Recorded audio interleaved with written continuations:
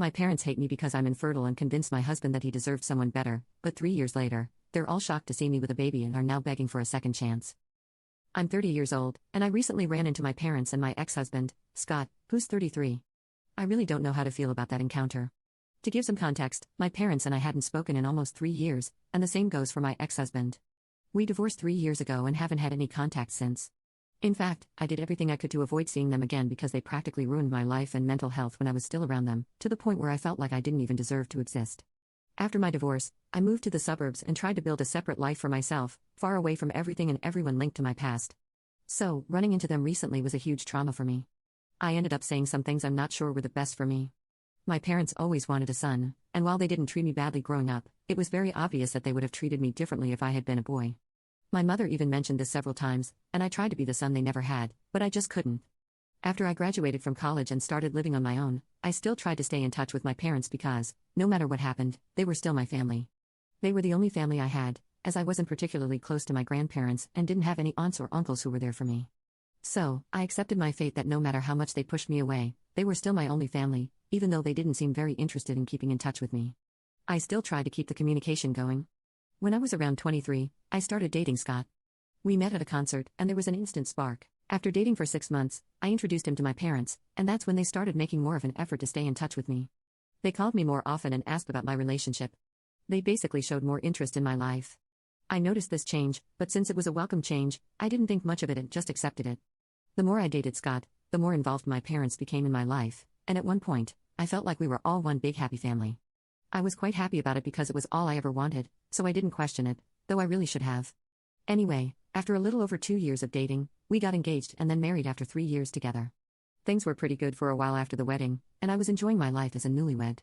But 6 months after my wedding, my parents started hinting that they wanted a grandchild. I was only 26 at the time and wasn't exactly ready. I wanted to wait a couple more years before trying for a baby, but due to their insistence, I talked to Scott, and he was in favor of starting a family. So, because of his enthusiasm, we decided to start trying for a baby shortly after getting married. We didn't try for very long, but after several months without success, we began to suspect that something might be wrong and decided to get tested. Unfortunately, it turned out that I was infertile. It was a huge shock for both of us, but even more so for my parents, who were disappointed and didn't even bother to hide it. The day we told them, my dad actually left instead of consoling me. We decided to stop trying for a while, and Scott and I discussed other methods, like IVF, but that would cost a lot, and success on our first try wasn't even guaranteed. So, we had to put our plans to start a family on hold for a while until we saved up more money and could afford several rounds of IVF. We were okay with that, though we were a bit upset. But my parents were extremely unhappy. They stopped visiting me, stopped talking to me, and no matter how much I tried to explain that it wasn't exactly my fault, they just weren't willing to listen. After a few weeks, I was so disappointed by their behavior that I called them and told them what I thought. I told them that they had been treating me too cruelly just because I couldn't give them a grandchild at that moment, and it made me doubt whether they could even be good grandparents when I could have a child. I told them they had treated me harshly all my life just because I wasn't a boy, and I could see how they treated my husband differently. For a long time, I tried to ignore all of that and maintain our relationship, but now I wasn't interested in staying in touch with them. I would appreciate it if they stayed away from me forever. It was very hard for me to do that because, for a long time, I wanted nothing more than their approval, but now I realized that it was practically impossible. Instead of apologizing, they decided to double down on what they were doing and were fine with me not talking to them again because, according to them, I wasn't worth anything as a woman since I couldn't have kids, and they wanted nothing to do with me. It hurt to hear them say that, but at least I knew where I stood with them. After that call, I really didn't speak to my parents again, and our relationship ended. When I told Scott about that call, he was very understanding at first, but after a few days, I started noticing that even his behavior toward me was changing.